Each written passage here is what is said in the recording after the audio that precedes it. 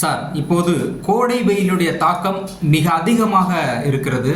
இந்த வெப்பத்தினால் சிலர் வீட்டிலிருந்து வெளியில் போகிறதோ அல்லது வேலைக்கு போகிறதோ இல்லை மார்க்கெட்டிங் ரிலவெண்ட்டாக வெளியில் சுற்றி வருவதோ கிளைண்ட்டை சந்திக்கிறதோ இந்த மாதிரியான ஆட்கள் வெளியில் இந்த கோடை வெயிலில் வெளியில் சென்று விட்டு வரும் பொழுது இல்லை அலுவலகத்தில் செல்கின்ற பொழுது தலைவலி அதிகமாக வருகிறது அப்படின்னு சொல்கிறாங்க. இந்த வெயிலின் தாக்கத்திற்கும் தலைவலிக்கும் ஏதாவது சம்பந்தம் இருக்கா டாக்டர்? வெயிலின் தாக்கத்திற்கும் தலைவலிக்கும் கண்டிப்பாக சம்மந்தம் இருக்குது. சாதாரணமாகவே சூரிய ஒளி உடம்புல எந்த அளவுக்கு படணுமோ அந்த அளவுக்கு இப்போ யாருக்கும் படுறதில்லை. we are away from sunlight.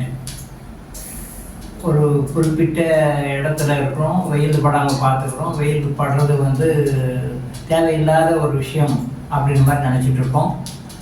But சாதாரண டே டு டே லைஃப்பில் நம்ம சூரியன்கிட்டேருந்து கிடைக்க வேண்டிய சத்துக்கள், விட்டமின்ஸ் நமக்கு கிடைக்காத போது நாம் சஃபர் ஆகிறோம். அந்த சஃபரிங்கில் பல வகையான சஃபரிங்கில் ஒன்று தான் தலைவலி. இந்த தலைவலி அப்படின்றது என்ன அப்படின்னா, சூரியன்கிட்டேருந்து கிடைக்கின்ற வெப்பம் உங்களுடைய உடம்பை அப்சார்ப் பண்ணிக்கணும். இதை அப்சார்ப் பண்ணிக்க முடியாத அளவுக்கு திணறும் பொழுது சூரியனுடைய வெப்பம் உங்கள் உடம்புக்கு வருது. இந்த உடம்புக்கு வர்றதுடைய சூரிய வெப்பத்தினுடைய அளவு உங்கள் உடம்பு அப்சார்ப் பண்ணிக்க முடியாத அளவுக்கு தடுமாறும் பொழுது அது தலைவலியாக வருகிறது. அது தலைவலியாக வருவது நோய் கிடையாது, அது நோயே கிடையாது. அந்த சக்தியை ஏற்றுக்கொள்ளக்கூடிய அளவுக்கு உங்கள் உடம்பு வீக்காக இருக்குதுன்னு அர்த்தம். அப்போ உங்கள் உடம்பை எந்த அளவுக்கு அப்சார்பண்ட்டாக வச்சுக்கணும். சூரிய ஒளி உடம்புல பட்டால் அதை அப்சார்ப் பண்ணிக்கிற அளவுக்கு உங்கள் பாடியை நீங்கள் டியூனப் பண்ணி வச்சுக்கணும்னு அர்த்தம். உங்கள் பாடியை நீங்கள் கரெக்டாக டியூனப் பண்ணி வச்சுக்கிட்டிங்கன்னா இந்த மாதிரி சன்லைட்டில் தலைவலி வருதுன்றது கிடையாது. தலைவலி சன்லைட்டில் வருது அப்படிங்கும்போது அது சூரியனால சில தலைவலிகள் வரும், சந்திரனால சில வலிகள் வரும். சந்திரன்லேருந்து வர்றதுனால வர தலைவலி சந்திராவர்த்தம் சொல்லுவாங்க. சூரியனால் வர தலைவலி சூர்யாவர்த்தம் சொல்லுவாங்க. அது சூரியன் உதயம் ஆன பிறகு அப்படியே ஸ்டெப் பை ஸ்டெப்பாக கிராஜுவலாக வரும். அது சூர்யாவர்த்தம். 6 மணிக்கு மேலே சந்திரன் உதயமான பிறகு சில பேர் தலைவலி ஆரம்பிக்கும். அது சந்திராவர்த்தம் சொல்லுவாங்க. இந்த சந்திராவர்த்தமும் சரி சூர்யாவர்த்தமும் சரி நம்ம உடம்புல சூரியனுடைய ஒளியோ சந்திரனுடைய ஒளியோ உள்ளே கிரகித்து வைத்துக் கொள்ளக்கூடிய அந்த ஒரு தகுதி உடம்புல குறைஞ்சிருக்குன்னு அர்த்தம். இது நோய் கிடையாது. நோய் வருவதற்கான வாய்ப்புகளை உங்கள் உடம்பு ஏற்படுத்திக்கிட்டு இருக்கு அப்படின்னு சொல்லி அர்த்தம். இதை தவிர்க்கணும். அப்போது சரியான உணவு முறை, காலையில் சீக்கிரமாக எழுறது, நைட்டில் சீக்கிரமாக படுக்கிறது, இந்த மாதிரி லைஃப் ஸ்டைல் சேஞ்சஸ் நிறைய இருக்குது. இந்த லைஃப் ஸ்டைல் சேஞ்சஸ் எல்லாம் நீங்கள் கரெக்டாக பண்ணிக்கிட்டு உணவு முறைகளையும் சில மாற்றங்க. எல்லா காலகட்டத்துலேயும் ஒரே மாதிரி தான் சாப்பிடுவேன், ஒரே மாதிரி தான் தூங்குவேன், ஒரே மாதிரி அந்த ஆக்டிவிட்டிஸ் வச்சுக்குவேன் அப்படின்னா அது தவறு. பருவகால மாற்றங்கள் அப்பப்போ பூமிக்கு வருது. அது காரணத்தோடு தான் வருது, ஒரு தேவைக்காக தான் வருது. அந்த பருவகால மாற்றங்களுக்கு ஏற்ற மாதிரி நம்ம பாடியும் நம்மளுடைய ஆட்டிடியூடையும் நம்ம ஃபுட் ஸ்டைலையும் நம்ம டியூனப் பண்ணிக்கணும். மாற்றிக்கலைன்னா இப்படி சாப்பாடு. ஸோ அதனால் நம்ம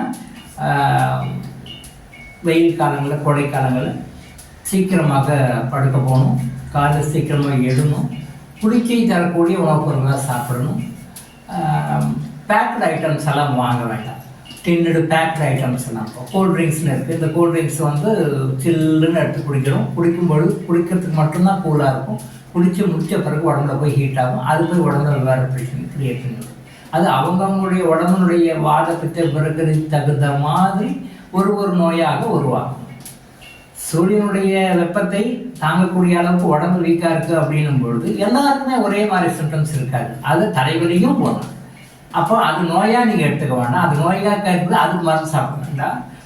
இப்போ நான் சொன்ன மாதிரி இந்த வாழ்வியல் முறைகள், உணவு முறைகள், எளிய சுவாச முறை பயிற்சிகள், இந்த தியானம், கிறிஸ்டல் மீட்டிங் இதெல்லாம் நீங்கள் பண்ணீங்க அப்படின்னு சொன்னால் எந்த வெயிலும் உங்களை ஒன்றும் பண்ணாது. நீங்கள் 12 மணி வெயிலுக்கு உச்சி வெயிலில் நீங்கள் கேஷுவலாக போனால் கூட கொடை, செருப்பு இந்த மாதிரி எதுவும் இல்லாமல் போனால் கூட நீங்கள் பேலன்ஸ் பண்ணிப்போம். அந்த அளவுக்கு இயற்கையை நம்ம உடம்பு வச்சுருக்கு. நம்ம தான் நம்ம உடம்பு கட்டி கூட்டிகிட்டு தான் வச்சுருக்கோம். ஸோ தவறு நமது தானே, இயற்கையினுடைய இது கிடையாது. அப்போது எந்த ஒரு சூரிய வெயிலில் போனாலும் எந்த மாதிரி ஆக்டிவிட்டிஸ் நம்ம வெயிலில் வச்சுக்கிட்டாலும் நம்ம உடம்பு பாதிக்காத அளவுக்கு நம்ம தான் நம்ம உடம்பை சரி பண்ணிக்கணும். நான் சொன்ன மாதிரி உணவுலையும் வாழ்க்கை நடைமுறைகளையும் உங்களுடைய செயல்பாடுகளையும் மாற்றங்கள் கொண்டு வந்து இயற்கையான எளிமையான குளுமையான உணவுகள் உடம்பு குளிர்ச்சி தரக்கூடிய உணவுகள். ஐஸ்கிரீமு கூல்ட்ரிங்க்ஸ் இதெல்லாம் உடம்பு குளிர்ச்சி தரக்கூடியது இல்லை. உங்கள் நாவுக்கு மட்டும்தான் குளிர்ச்சி தரக்கூடியது. உங்கள் நாவுக்கு மட்டும்தான் குளிர்ச்சி தரக்கூடியது இவை. உங்கள் உடம்பு குளிர்ச்சி தரக்கூடியது இவை கிடையாது. நாங்கள் சொல்கிற குளிர்ந்த பானங்கள், குளிர்ச்சியான பாகம் உங்கள் தொண்டை வரைக்கும் தான் குளிர்ச்சியாக. தொண்டைக்கு அடியில் உள்ளே போயிடுச்சுன்னா அது பாடியில் ஹீட் கிரியேட் பண்ணும். ஸோ இந்த மாதிரி இயற்கை நடைமுறைகள் நீங்கள் டே டு டே லைஃப்பில் ஃபாலோ பண்ணிட்டு இந்த கிறிஸ்டல் தியானம், கிறிஸ்டல் மெடிடேஷன்லாம் ஃபாலோ பண்ணிங்கன்னா எந்த வெயிலும் உங்களை ஒன்றும் பண்ணாது, எந்த நோயும் உங்களுக்கு வராது. ஸோ இதையெல்லாம் கரெக்டாக ஃபாலோ பண்ணி நீங்கள் கோடை காலத்தில் வெயில் அதிகமாக இருக்குது, இப்படி இருக்குது, அப்படி இருக்குது அப்படின்னு பழக்க தேவையில்லை. கோடை காலமும் மற்ற காலங்கள் மாதிரி ரொம்ப கேஷுவலாக எடுத்துக்க முடியும். நாம் எடுத்துக்கிறது இல்லை. கோடை காலத்தில் சபராகவும் இப்படி இருக்குது அப்படி இருக்குன்னு சூரியனை குறை சொல்லிட்டு அப்படியே காலம் தள்ளி போயிடுவோம். திரும்ப அடுத்த கோடைக்காலம் ஒரு கோடைக்காலத்துக்கு இப்படி தான் படம் விட்டுருக்கோம். ஸோ அந்த கோடை காலத்தில் வந்தால் நம்ம எப்படி சபராகாமல் பாதிக்காமல் இருக்கிறதுக்கு நான் சொன்ன இந்த வழிமுறைகள்லாம் கரெக்டாக ஃபாலோ பண்ணும்போது சூரியனுடைய வெப்பத்தினால் நீங்கள் எந்த வகையிலும் பாதிக்கப்பட மாட்டீர்கள்.